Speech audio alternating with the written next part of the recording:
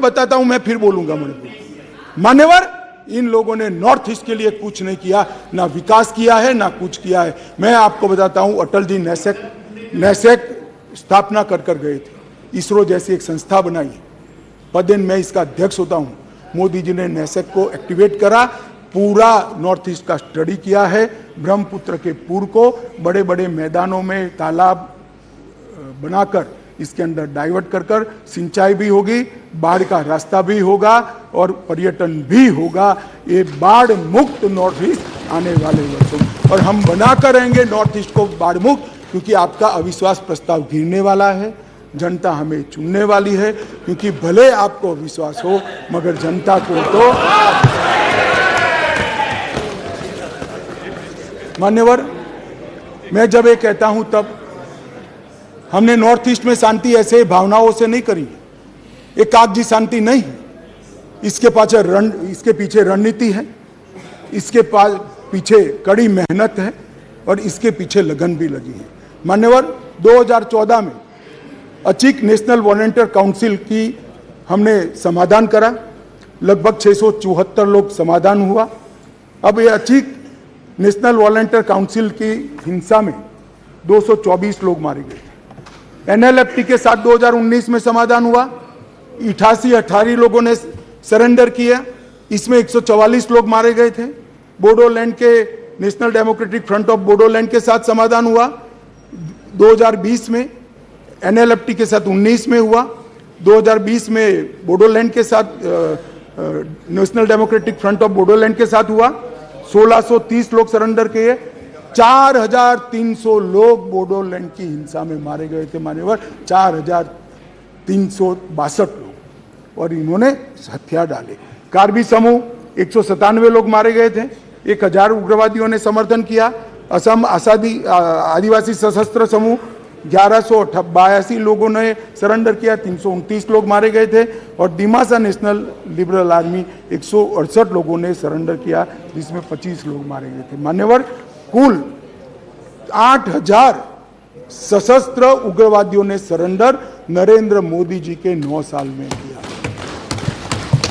और हमारे सम्मानीय सदस्य गौरव जी कह रहे थे, हिंसा के त्रस्त है, देखा नहीं जा रहा है, आग की लपटें। भाई, आग की लपटें अभी तो मणिपुर में मैं आता हूं क्यों हुई है, परंतु आपके समय में तो 8 राज्य आग की लपटों से घिरे हुए थे और ये हिंसा में 6000 से ज्यादा लोग मारे गए थे, जो अब सरेंडर होकर मेन स्ट्रीम के अंदर आए। मान्य अध्यक्ष जी, मैं इसलिए आपको ये कहना चाहता हूं कि पूर्वोत्तर के अंदर हमने हिंसक घटनाओं में 68%, सुरक्षा बलों की हत्याओं में 68% और हताहत नागरिक में 82% कमी करी है। ये सारा मैंने जो कहा वो समझौते किए हैं। आसाम के अंदर 70% से अधिक अपसफा का क्षेत्र मुक्त, मणिपुर के अंदर 7 जिलों के 19 पुलिस स्टेशन हटाए गए, अरुणाचल में केवल एक जिला और 3 पुलिस स्टेशन बच गए, नागालैंड में 8 जिलों के 18 पुलिस स्टेशन हटाए गए और त्रिपुरा और मेघालय में पूर्णतः अपसपा हटा लिया गया है। माननीय अध्यक्ष जी, मैं ये कहता हूँ कि जो बचा कुचा काम बाकी है वो भी हम ही पूरा करेंगे, क्योंकि आपका अविश्वास प्रस्ताव गिरने वाला है, जनता हमें चुनने वाली है। क्योंकि जनता को, आपको भले अविश्वास हो, जनता को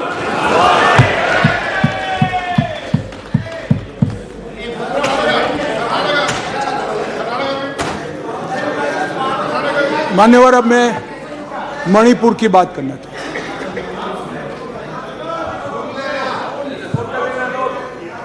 भाई थोड़ी देर, मान्यवर, अब मैं इस सदन में मणिपुर की बात करना चाहता हूं। मान्यवर, मणिपुर में जो हिंसक घटनाएं हुई है वो क्यों हुई है, क्या स्थिति है और इससे निपटने के लिए हमने क्या कुछ किया है, इसकी डिटेल बात मैं अभी करूंगा। परंतु मैं विपक्ष की इस बात से सहमत हूं कि वहां पर हिंसा का तांडव हुआ है और इस हिंसा के तांडव से कोई सहमत नहीं हो सकता। मान्यवर, हम भी सहमत नहीं हैं, उनसे ज्यादा दुख हमें है मान्यवर, परंतु ये परिस्थिति जन्य है। मैं बताना चाहता हूं, इसी घटनाओं का कोई समर्थन नहीं कर सकता। समाज के नाते हमें शर्म आई इस प्रकार की घटनाएं वहां हुई है, इससे कोई इनकार नहीं। परंतु ये जो घटना हुई है वो शर्मनाक है, उस घटना पर राजनीति करना इससे भी ज्यादा शर्मनाक है। मान्यवर,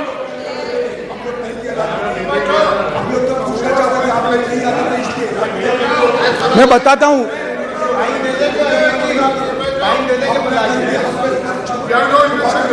ओके प्लीज।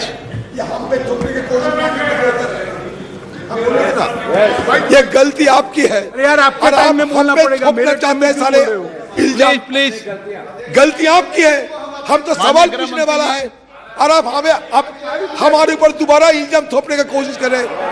सियासत तो आप कर रहे हैं, हम कहाँ सियासत किए?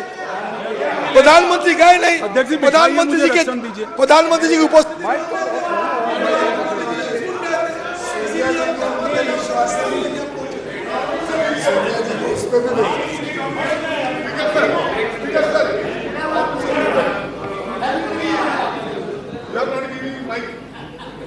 मान्यवर, एक भ्रांति देश भर की जनता के सामने फैलाई गई है कि यह सरकार मणिपुर पर चर्चा के लिए तैयार नहीं है। मैं आज भरे सदन के अंदर आपके माध्यम से सदन को बताना चाहता हूं कि सदन आहूत भी नहीं हुआ था। मैंने पत्र लिखकर अध्यक्ष जी से मांग की थी कि मैं चर्चा के लिए तैयार हूं, इसमें समय मर्यादा मत बढ़ाओ। प्लीज बैठो बैठो बैठो प्लीज प्लीज प्लीज प्लीज। मान्यवर, मैं डे 1 से चर्चा के लिए तैयार था, मगर वो चर्चा नहीं चाहते, उनको विरोध करना था। और मैं कहना चाहता हूं, मेरी चर्चा से संतुष्ट न होते तो फिर कहते प्रधानमंत्री करे, प्रधानमंत्री विचार भी करते, मगर आप सदन में चर्चा ही न होने दो। मणिपुर जैसे महत्वपूर्ण मुद्दे पर गृह मंत्री को अपना पक्ष न रखने दे। किस प्रकार की डेमोक्रेटिक व्यवस्था चाहते हैं माननीय? और क्या आप सोचते हो कि शोर शराबा कर आप मुझे चुप कर दोगे? आप चुप नहीं कर सकते हो। 130 करोड़ की जनता ने हमें चुनकर यहां भेजा है, हमें सुनना पड़ेगा। आप चुप नहीं कर सकते हो। मान्यवर, मैं आज बताना चाहता हूं और बड़ी संवेदना के साथ आपके माध्यम से इस देश के 130 करोड़ लोगों के सामने मणिपुर की हालिया हिंसा क्यों हुई है और क्या चल रहा है और सरकार ने क्या उपाय किए, ये भी बताना चाहता हूं। मान्यवर, मैं पास्ट में मणिपुर में क्या हुआ ये भी बताऊंगा। अब मैं जब बताऊंगा तब ये कहेंगे कि पुरानी बातों को हमें सुनाने के लिए कह रहे हो। ना जी, मैं संवेदनशील आदमी हूं मान्यवर, मैं पुरानी बातों को राजनीतिक हिसाब किताब के लिए नहीं सुना रहा। इसलिए नहीं सुना रहा कि आपके समय में भी हुआ था, हमारे समय में भी हुआ। होता है का अप्रोच हमारा नहीं है, ये यूपीए का अप्रोच है। हमारा अप्रोच होता है का नहीं है, हम टॉलरेट नहीं कर सकते। मैं पुरानी हिंसाओं को इसलिए बताना चाहता हूं कि मणिपुर की नस्लीय हिंसाओं के स्वभाव को जनता ने जानना पड़ेगा। नस्लीय हिंसा मणिपुर में जब जब होती है तब किस प्रकार से होती है वो भी जानना पड़ेगा। इसलिए मैं पुरानी हिंसाओं को भी रखूंगा। आपके मन में ये भ्रांति न हो, ये सवाल ना आए कि पुराना क्यों बता रहे। मान्यवर, 6 साल से करीब 6.5 साल से मणिपुर में भारतीय जनता पार्टी की सरकार है। मणिपुर में भारतीय जनता पार्टी सरकार बनी तब से 3 मई तक एक भी दिन कर्फ्यू नहीं डालना पड़ा। मैं मेरी बात आग्रह के साथ कहना चाहता हूं, मणिपुर में भारतीय जनता पार्टी की सरकार के 6 साल पूरे हो गए। 6 साल में मणिपुर में एक भी दिन कर्फ्यू नहीं डालना पड़ा। मणिपुर के अंदर एक भी दिन बंद नहीं रहा। मणिपुर के अंदर एक भी दिन ब्लॉकेड नहीं हुआ और उग्रवादी हिंसा लगभग समाप्त हो गई।